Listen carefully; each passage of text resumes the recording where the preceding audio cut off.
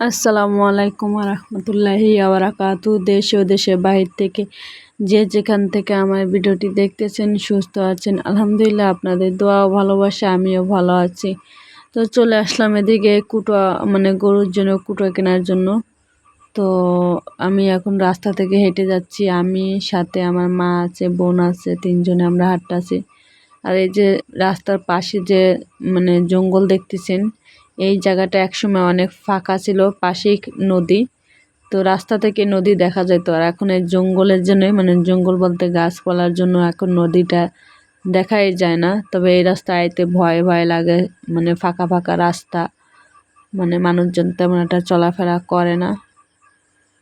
এটা হচ্ছে নদীর পাড়ের রাস্তা, অবদা রাস্তা বলে আমাদের এদিকে। তো কুটো কিনে আসার পর হচ্ছে যে বাসায় এসে রান্না চড়াই দিলাম। তো চিংড়ি মাছ দিয়ে উস্তা ভাজি হবে, আর উস্তা দিয়ে আলু দিয়ে টাকি মাছ দিয়ে রান্না করব। তা আমি আবার উস্তা দিয়ে টাকি মাছ দিয়ে উস্তা রান্নাটা আমার পছন্দ না, কিনলে এটা তিতে লাগে, কারণ আমি ওটা খেতে পারি না। তো ওইটা আবার আমার আব্বার আম্মু ওই রান্নাটা পছন্দ করে। তো আমি আবার চিংড়ি মাছ দিয়ে উস্তা ভাজি করছি, ওইটাই করব, খাবো। আর তাদের জন্য ওইটা রান্না করছি, তারা দুটোটাই খাবে। আর বাসায় যেহেতু লোক নাই, এই জন্য অল্প রান্না করতে হচ্ছে, মাত্র 3 জন লোক, আমি, আমার আম্মু আর আমার আব্বা।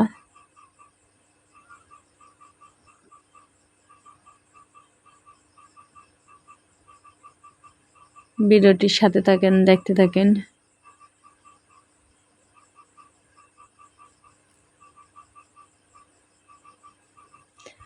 উস্তা রান্না করলে কিন্তু এমনি মজা লাগে, কিন্তু তিতে লাগে, এই যে তিতার কারণে আমি খেতে পারি না। তো এদিকে আমি মশলা কষাই, এখন টাকি মাছ দিয়ে কষাবো এখন।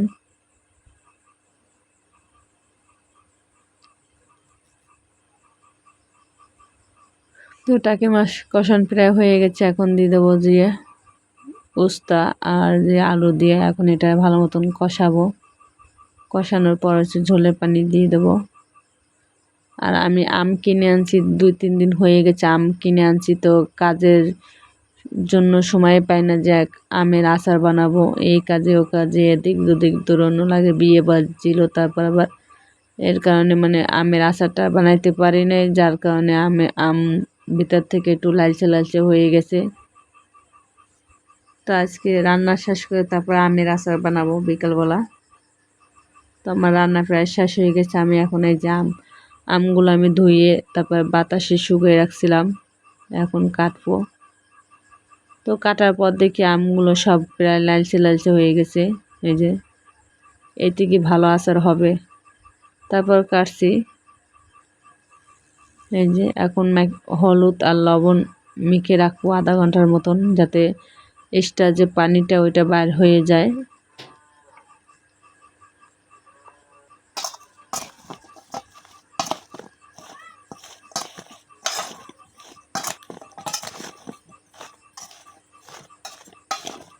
আর আমার ভিডিওটি যদি আপনাদের কাছে ভালো লাগে, অবশ্যই সেটা লাইক, কমেন্ট, শেয়ার ও সাবস্ক্রাইব করবেন। প্লিজ পাশে বেল আইকন ক্লিক করবেন, যাতে পরবর্তীতে ভিডিও আপলোড করলে আপনাদের কাছে পৌঁছে যায়। তো এদিকে আমি 5 ফোড়ন নিয়েছিলাম, তারপরে ধনিয়া আলাদা, তারপরে আপনার সরিষা আলাদা নিয়েছিলাম, আর শুকনো মরিচ নিয়েছিলাম আলাদা। তাই এখন এটা 5 ফোড়নটা সব মিশিয়ে এখন এটারে ভাজলাম। ভাজার পর আমি শিলপাটায় বাইটে আনছি। তো আমি এদিকে আমের পানিটা ঝরাই ফেলাইছি, এখন এই যে সরষের তেল দিয়ে দিতেছি। আর এর ভিতরে দিয়ে দেবো কিছু আদা কুচাই রাখছিলাম, সেই আদার কুচি দিয়ে দিতেছি। এখন আমি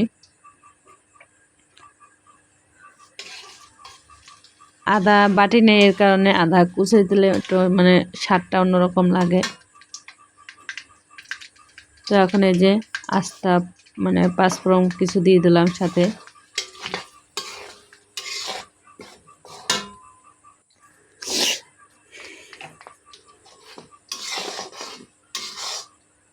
আমি আবার আমের ভিতরে বেশি একটা মিষ্টি পছন্দ করি না, টক ঝাল হবে এটা ভালো লাগে, মিষ্টি সামান্য, বেশি না। তো এদিকে আমি 2 চামচের একটু কম হবে গুঁড়ো মরিচ পাউডার দিয়ে দিছি, সাথে 1 চামচ আর সামান্য কিছু হলুদের পাউডার দিয়ে দিলাম, দিয়ে এটা ভালো মতো নিচে করব। কালারটা কত সুন্দর হয়েছে। এখন কাঁচা আমগুলো দিয়ে দেবো।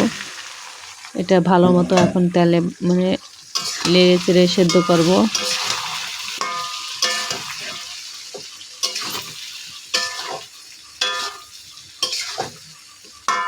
যেহেতু আম চলে যাবে, আমের সিজন শেষ হয়ে যাবে কাঁচা আমের, এর কারণে কিনে আনছিলাম। এর মাঝে তো সময় বা করে বানাইতে পারিনি, তো চিন্তা করছি যদি না বানাই তাহলে তো নষ্ট হয়ে যাবে, এর কারণে আচারটা বানাই ফেলাইলাম। তো এদিকে আমি সামান্য পরিমাণ লবণ দিয়ে দিলাম, যেহেতু আগে লবণ মাখা আছিল আমের সাথে, এর কারণে অল্প দিচ্ছি, লাগলে পরবর্তীতে দেওয়া যাবে।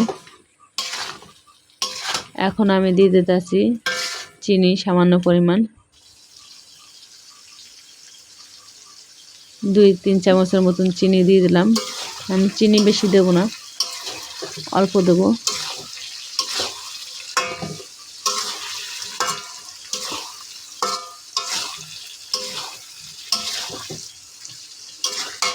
তো এখন আমি পাঁচফোড়ন যে বাটি রাখছিলাম সেটা এখন দিয়ে দেব। আগে যেহেতু দিনে, এর কারণে যেহেতু মশলাটা পুড়ে যাবে, এর কারণে যেহেতু আমটা প্রায় সেদ্ধ হয়ে আইছে, এর কারণে আমি এটা মানে হওয়ার 5 মিনিট আগে দিয়ে দিছি।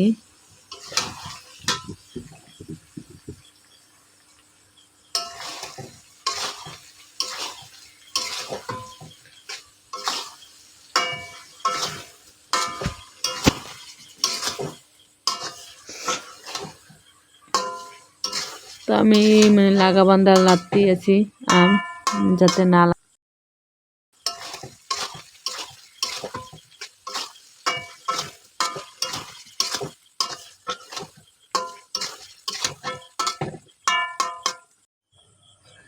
তো এদিকে আমার আমের আচারটা প্রায় হয়ে গেছে, এটা সিদ্ধ হয়ে গেছে। বেশি সিদ্ধ হলে আবার এই যে আমের যে আমি খোসাটা রাখছি তার সাথে আলাদা আলাদা হয়ে যাচ্ছে, এর কারণে আমি মানে বেশি আরই করি নাই। তো ভিডিওটা শেষ পর্যন্ত চলে আসছে।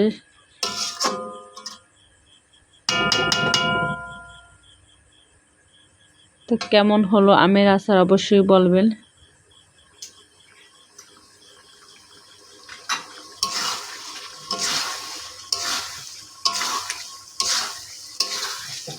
আমার কাছে মজা লাগছিল, তবে আমার ছোটো বোন বলছে অনেক টক হয়ে গেছে, তুমি আরেকটু চিনি দাও। তো যেহেতু ও বলছে কারণে আরেকটু দিচ্ছি, ও আবার চিনি খায়, আমি আবার চিনি বেশি খাই না। তারপর ওর কথা মতন আমি আরেকটু চিনি দিয়েছিলাম। তো সবাই ভালো থাকেন, আল্লাহ হাফেজ।